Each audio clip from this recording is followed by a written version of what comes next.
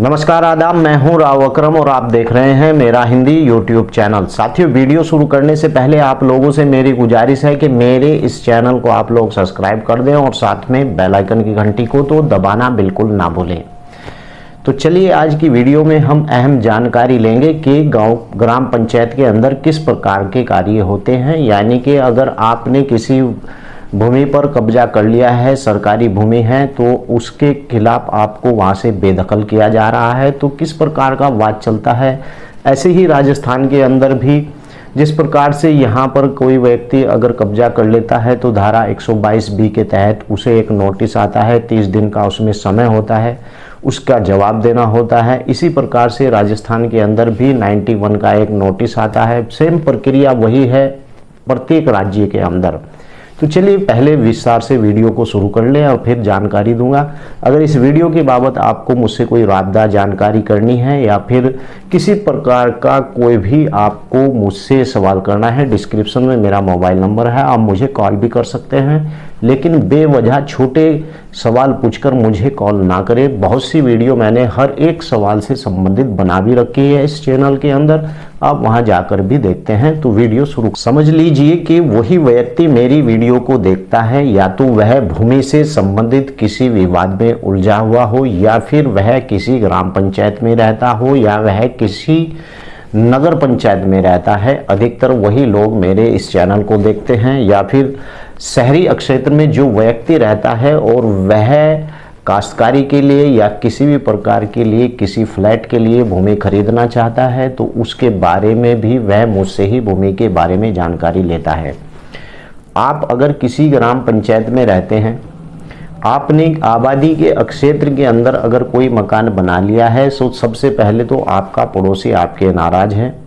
क्योंकि गांव के अंदर कुछ ग्राम पंचायत के चुनाव चलते रहते हैं जिनके अंदर मनमुटाव रहता है। आखिरकार आपस में लोगों की लगी हुई रहती है। दो प्रकार के गुट होते हैं।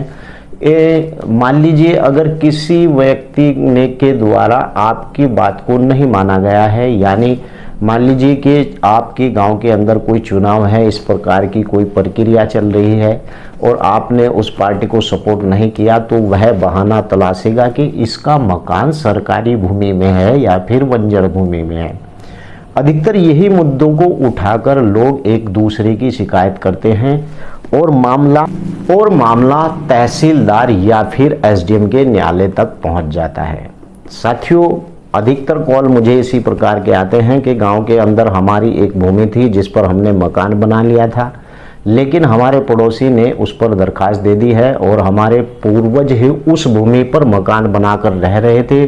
सन 83 में हमने वह भूमि को कब्जाया था और उस पर मकान बना लिया था, लेकिन अब लेखपाल एक दिन पैमाश करने के लिए आया और उसने हमें चुनौती दी और हमारे खिलाफ धारा 122B के तहत मुकदमा जारी हो गया है और आपको नोटिस भी जारी हो गया है। देखिए, ये सवाल हर एक व्यक्ति का होता है जब भी ग्राम पंचायत के चुनाव आते हैं या फिर किसी का मनमुटाव एक दूसरे से रहता है। आपको बता दूं स्पष्ट सी एक बात, मैंने अपनी बहुत सी वीडियो के अंदर बता भी रखी है कि अगर आप किसी भूमि पर कब्जा करते हैं,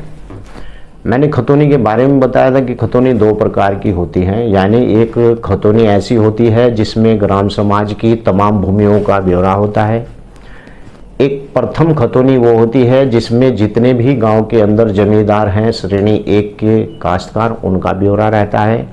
लेकिन गांव की जो आबादी होती है उसका ब्यौरा किसी के पास नहीं होता है, ना ही तो तहसीलदार के पास होता है, ना ही लेखपाल के पास होता है। यानी कि ऐसे बहुत से 90% मकानदार, यानी जो मकानों के मालिक हैं, वह आपको ऐसे मिल जाएंगे कि उन लोगों के पास उस मकान की रजिस्ट्री तक नहीं होती है। अगर उनसे पूछते हैं तो पता चलता है कि उनके पूर्वजों का वहाँ पर मकान था और उसी मकान पर वह रहते चले आ रहे हैं। तो इससे ये साबित होता है कि पूरा गांव ग्राम समाज ही होता है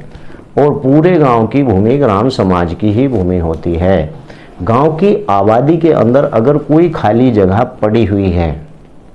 यानी कि वह आबादी के बीच में आ रही है और ऐसी भूमि है कि जो सार्वजनिक हित में लोग काम भी लाते हैं। अगर उस भूमि को कोई ऐसा व्यक्ति, जिस व्यक्ति के पास रहने के लिए मकान नहीं है, कब्जा कर मकान भी बना ले, तो 100% मैं आपको गारंटी देता हूं कि ऐसे मकानों को नहीं गिराया जा सकता। ऐसे मकान, ऐसे व्यक्तियों को ऐसी भूमि के अंदर मकान तो दिया जा सकता है। जिन लोगों के पास, जो लोग ऐसे हैं जिनके पास रहने के लिए मकान नहीं है, लेकिन ऐसी सिचुएशन में उन लोगों के खिलाफ मुकदमा भी हो जाता है जिन लोगों के पास पहले से ही ऑलरेडी मकान थे और वह उस भूमि को कब्जा कर दूसरा मकान बनाने की फिराक में लग जाते हैं। तो ऐसे व्यक्तियों के खिलाफ धारा 122B के तहत मुकदमा हो जाता है और वहां से उसे बेदखली भी हो जाती है। लेकिन अगर कोई इस प्रकार का व्यक्ति है कि वह गरीब है, रहने के लिए आवास की भूमि नहीं है, या BPL श्रेणी से नीचे है, या वह खेतीहर मजदूर है, या किसी प्रकार का कारीगर है,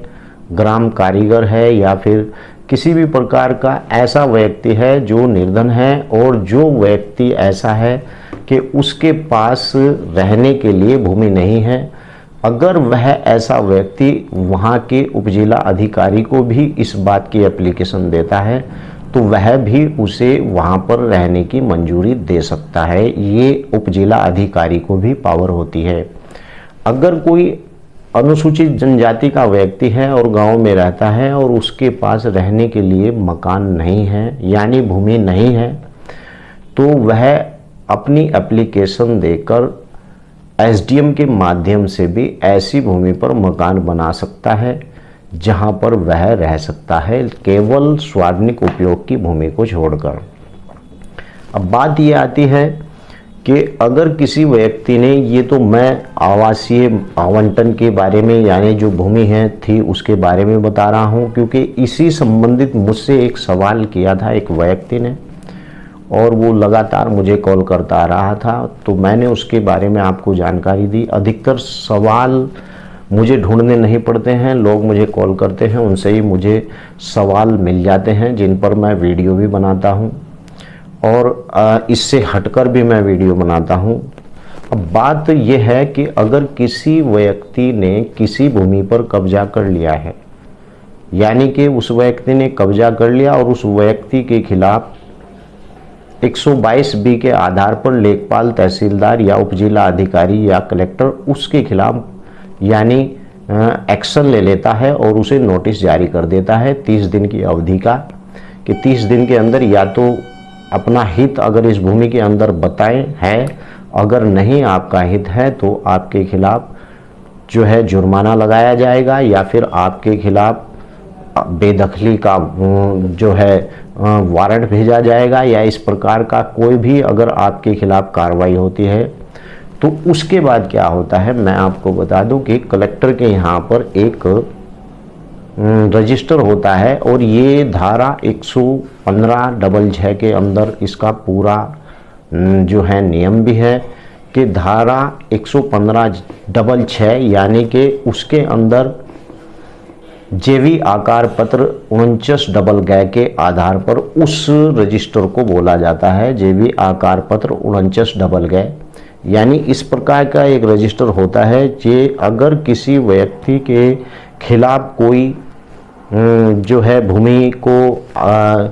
इस प्रकार से कब्जा करने का उसके खिलाफ मुकदमा या फिर उसके खिलाफ जो उसने उस भूमि को हार्श यानी नुकसान पहुंचाया या फिर सरकारी भूमि को उसने कब्जा करने की कोशिश की, उसके खिलाफ वाद चल रहा है, या फिर किसी प्रकार का भूमि कब्जाने का उसके ऊपर यानी कि उस व्यक्ति के ऊपर जुर्माना किया गया है, तो वह सब जिला अधिकारी के रजिस्टर में दर्ज होता है। इसी प्रकार से तहसीलदार के जो है ऑफिस में भी एक ऐसा ही रजिस्टर होता है और इस रजिस्टर की जो तहसीलदार के न्यायालय में होता है और कलेक्टर के न्यायालय में होता है, दोनों की आपस में कॉपी रहती है, यानी कि उस रजिस्टर में वही वाद लिखे जाएंगे जिन्हें जुर्माना किया गया है, जिनसे जुर्माना वसूलना है, या इस प्रकार के उन लोगों के खिलाफ वाद चल रहे हैं, इस प्रकार की रजिस्टर एक होता है। जिस रजिस्टर के अंदर अगर ऐसे व्यक्तियों ने इस प्रकार से सरकारी भूमि पर अवैध कब्जे कर रखे हैं तो उनके खिलाफ जिस प्रकार के जुर्माने हैं वह सब उच्च रजिस्टर के अंदर दर्ज होते हैं और उसी के आधार पर जुर्माना को उनसे वसूल भी किया जाता है। तो बहरहाल इस प्रकार से यह कार्रवाई चलती है और उस रजिस्टर में चढ़ने का मतलब यही होता है कि उस व्यक्ति के खिलाफ यानी वाद डाला गया है और उस व्यक्ति के खिलाफ न्यायालय में राजस्व निरीक्षक के न्यायालय में वाद चल रहा है। अगर कोई भी व्यक्ति आपकी किसी भी मकान यानी कि जो आबादी के अंदर है और उस पर एक्शन लेता है, आबादी की भूमि पर इतनी जल्दी एक्शन नहीं लिया जा सकता है अगर आबादी के वास्तव में बीच में है। अगर वह भूमि गांव से बाहर है, आबादी से बाहर है और वह भूमि सार्वजनिक उपयोग के लिए छोड़ी गई है, मान लीजिए आपकी नगर पंचायत या फिर आपकी ग्राम पंचायत ने इस प्रकार की भूमि को अलग किया और सरकार का उसके ऊपर कोई प्रोजेक्ट बनना है और उसे आपने कब्जा लिया है, या फिर इस प्रकार का कोई खाद का गड्ढा आपके मकान से मिलता हुआ है, या फिर कोई आपके मकान से बंजर भूमि मिलती हुई है। अगर आपका मकान जो है अपनी भूमि में बना हुआ है और 1 मीटर भी बंजर भूमि उसके अंदर है तो भी आपके खिलाफ 122B का मुकदमा जारी हो सकता है। बहरहाल अगर आपके पास सरकारी भूमि है तो मुकदमे से घबराने की ज़रूरत नहीं है, क्योंकि फिर तो मुकदमा होगा। अगर आप सोचें कि सरकारी भूमि को कब्जाने के बाद भी आपके खिलाफ किसी प्रकार की कार्रवाई ना हो तो ये बिल्कुल नहीं हो सकता है। हाँ, अगर आपने जुर्माना, कुछ लोग ये कहते हैं कि जुर्माना भर दिया तो वो भूमि उसी की होगी, ऐसा भी नहीं है। खासकर मेरे गांव के अंदर और मैंने दूसरे गांव के अंदर भी देखा है कि उन लोगों के खिलाफ जो खलियान की भूमि के अंदर मकान बनाकर रहते हैं तो वह जुर्माना भरने के बाद यह कहते हैं कि ये भूमि उन्हीं की हो गई है। ये सबसे बड़ी भूल है, क्योंकि जुर्माना देने के बाद उस व्यक्ति को वहां से कागजों के आधार पर बेदखल कर दिया जाता है और अगर वह उस भूमि के ऊपर करोड़ों या लाखों रुपए लगाकर मकान का निर्माण करता है तो वह महामूर्ख व्यक्ति है, क्योंकि सरकार ऐसे मकान को ग्राम पंचायत या फिर जिला अधिकारी, उपजिला अधिकारी ऐसे मकान को तुरंत घेर भी सकता है, क्योंकि वह मकान अवैध रूप से बनाया जा रहा है, जबकि सरकार या भूमि प्रबंधक समिति की निगाहों में वह अवैध निर्माण ही माना जाता है। आपसे यही सलाह है कि इस प्रकार की अगर कोई भूमि है तो इतना पैसा लगाकर आप उससे मकान बनाने से, महंगा मकान बनाने से बचना चाहिए।